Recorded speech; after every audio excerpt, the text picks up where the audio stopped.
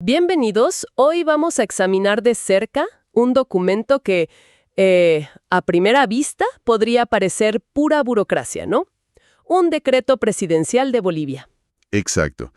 Pero lo interesante es que estos papeles oficiales, son como una ventana, digamos, a cómo opera realmente el gobierno por dentro. Sí, nos muestran cómo funcionan las cosas en situaciones muy específicas. Como en este caso, ¿no?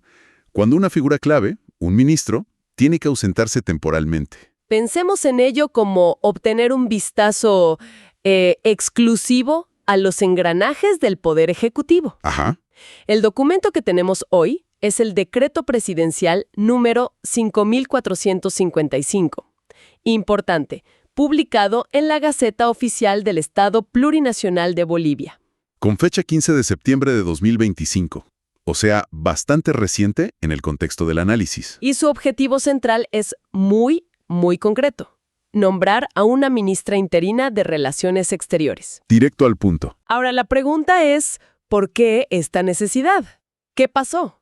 Bueno, la razón es bastante directa, según el propio decreto. La canciller titular Celinda Sosa Lunda tenía un compromiso fuera del país. Un viaje oficial, ¿verdad? Sí, una misión oficial a Río de Janeiro, en Brasil.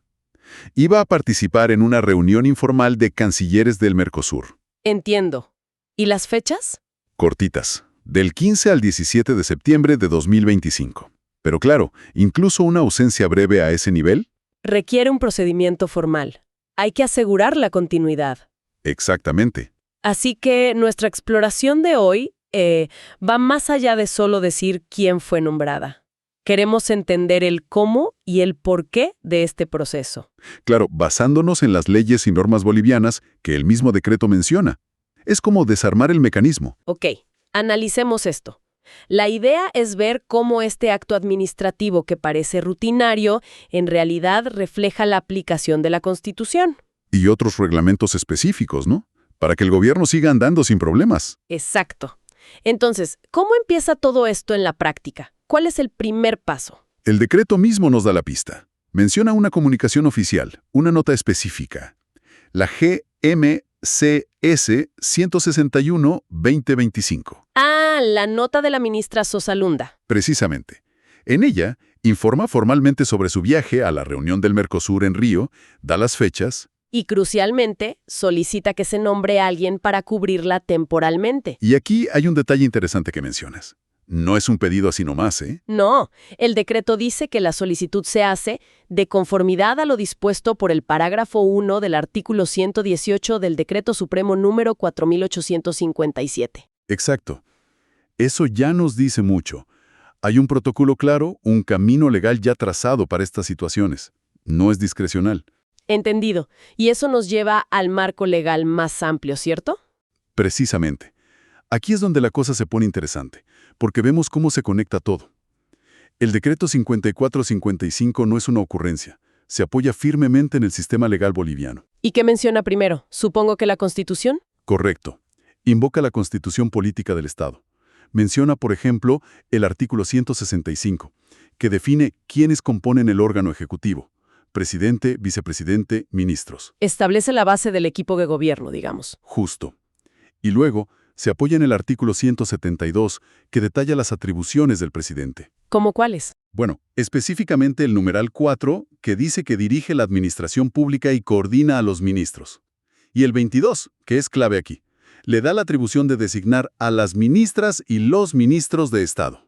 Ah, o sea que la Constitución le da explícitamente esa autoridad para nombrar y, por extensión, para hacer estos nombramientos interinos. Exactamente. Es la fuente primaria del poder que permite al presidente hacer esto. La validación máxima, si quieres verlo así. Entendido. La Constitución da el marco general, el qué y el quién, pero para el día a día hacen falta reglas más detalladas, el cómo se hace. Claro, ahí es donde entra la otra pieza clave que menciona el decreto. El Decreto Supremo número 4857. Ese es del 6 de enero de 2023. Parece ser la normativa más específica sobre cómo funcionan los ministerios, ¿no? Sí, este Decreto Supremo 4857 es como el reglamento interno, el manual de operaciones para estas situaciones. ¿Y qué dices sobre ausencias como la de la canciller? Bueno, Primero confirma algo básico pero legalmente necesario, que el cargo de ministro o ministra de Relaciones Exteriores es parte de la estructura ministerial. Ok, eso es obvio, pero tiene que estar escrito. Claro, pero lo realmente importante para este caso es lo que dice sobre las ausencias temporales. Hay una regla específica, la que citó la ministra en su nota y que recoge el decreto 5455. El artículo 118, parágrafo 1 de ese decreto 4857. Ese mismo. ¿Y qué establece esa regla? Dice que ante la ausencia temporal de un ministro, el presidente designará interinamente a otro ministro o ministra. Ah, o sea, no a cualquiera. Tiene que ser alguien que ya sea ministro. Exacto. Y lo hará mediante un decreto presidencial. Fíjate en ese detalle.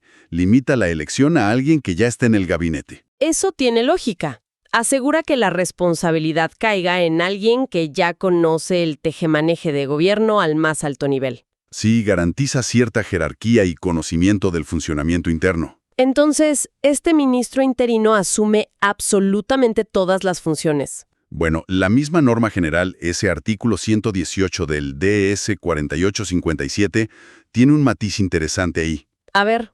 Dice que, si bien el ministro interino asume la responsabilidad política y de representación, un viceministro designado dentro de ese ministerio se encarga de la administración operativa diaria. Ah, mira qué interesante.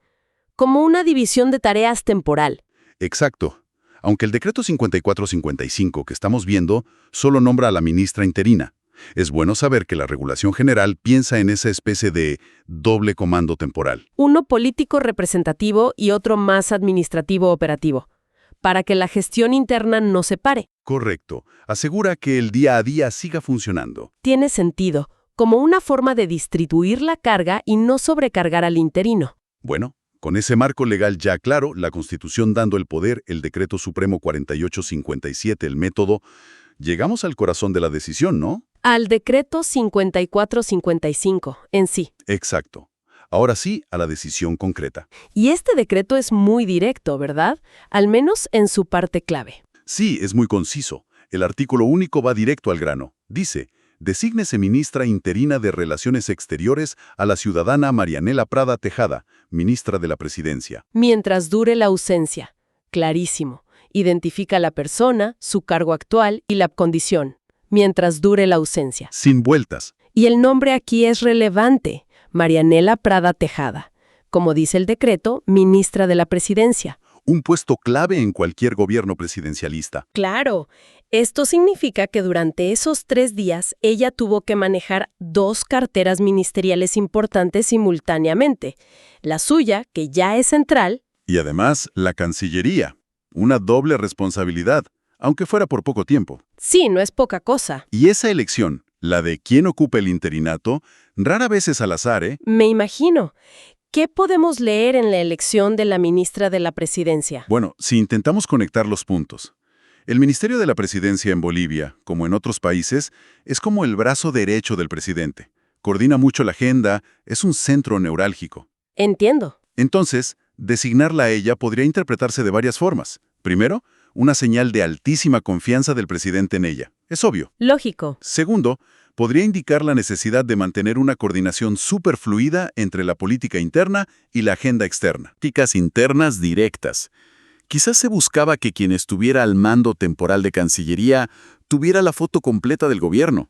O podría ser más simple, ¿no? Que se la considera capaz, solvente para manejar temporalmente una cartera tan estratégica. También, o una combinación de todo eso.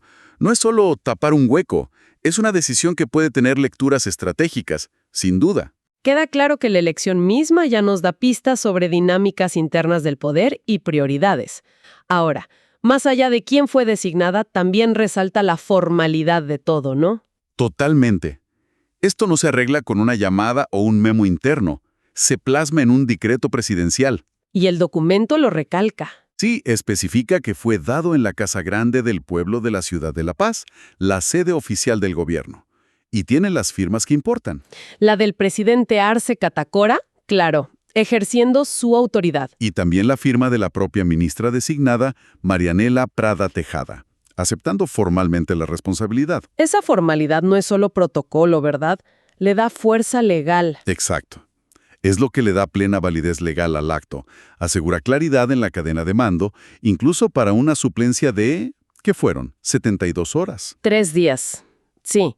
Y hay otro detalle casi al final del texto que me llamó la atención. Menciona otra norma, un decreto supremo número 690.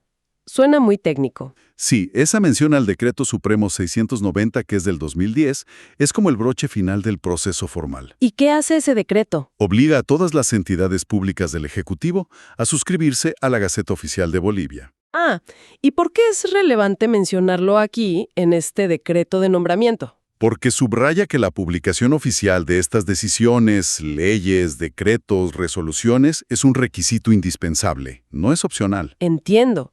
No es solo para que la gente se entere. No solo eso, en muchos sistemas legales, y parece ser el caso aquí, la publicación en la Gaceta Oficial es lo que le da plena fuerza jurídica al acto. Lo hace oponible a terceros, como dicen los abogados. O sea, lo hace oficial y legalmente vinculante para todos. Exactamente. Es la garantía final de transparencia y de que se siguió el debido proceso hasta el último paso, hacerlo público y legalmente válido. Cierra el círculo. Fascinante cómo cada detalle, hasta esa referencia final, tiene su razón de ser en el marco legal. Entonces, a ver si podemos resumir el flujo completo que este decreto nos mostró. Dale. Primero, ocurre un evento, el viaje de la ministra.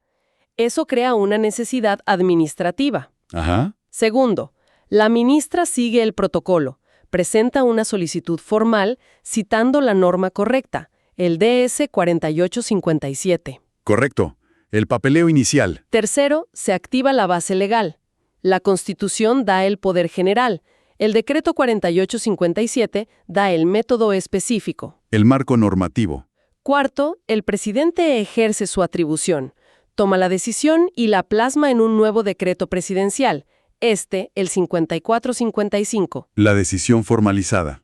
Quinto, ese decreto especifica la acción concreta, nombra a Prada Tejada como interina. El nombramiento específico. Y sexto, para cerrar todo legalmente y con transparencia, se publica en la Gaceta Oficial, cumpliendo con el DS 690. El último paso, publicidad y validez.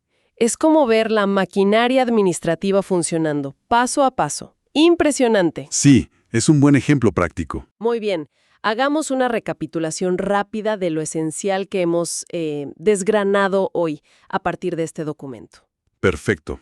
El Decreto Presidencial 5455 del 15 de septiembre de 2025 fue el instrumento legal por el cual Marianela Prada Tejada, que es la ministra de la Presidencia, asumió temporalmente como ministra de Relaciones Exteriores de Bolivia.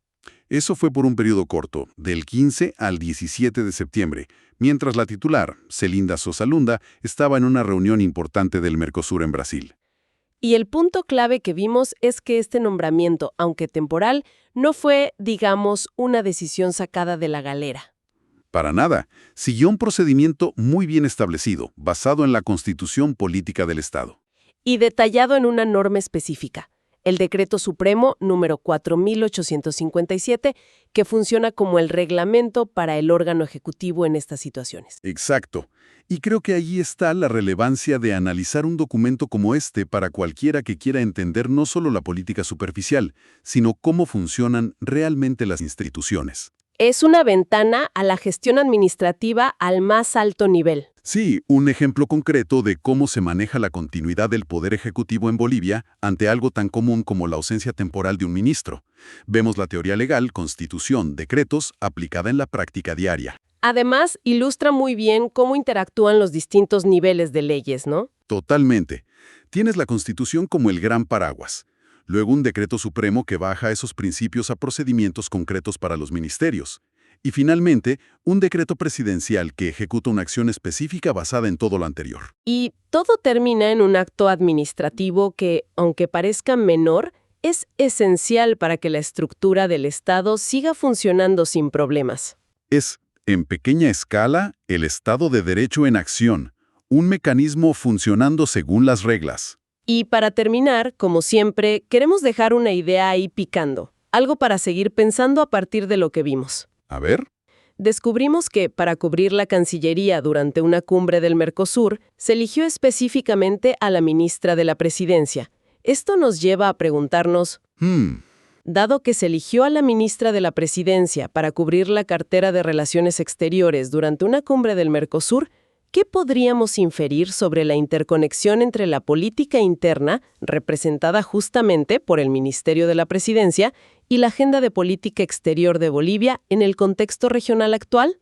Buena pregunta. Es una reflexión sobre cómo se entrelazan esos dos mundos, ¿no?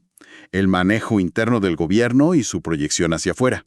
Exacto. ¿Cómo se tejen esas relaciones? Algo para pensar.